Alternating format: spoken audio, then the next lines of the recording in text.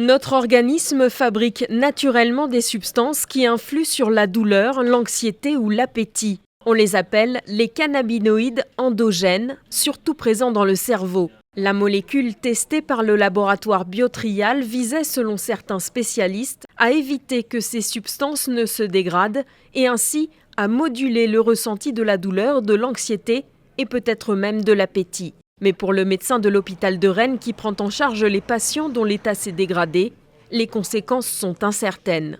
C'est une molécule qui augmente les cannabinoïdes endogènes, le taux de cannabinoïdes endogènes, et ce que ça peut provoquer en réaction à l'intérieur du système nerveux central, je ne suis pas en mesure de vous répondre de façon fine.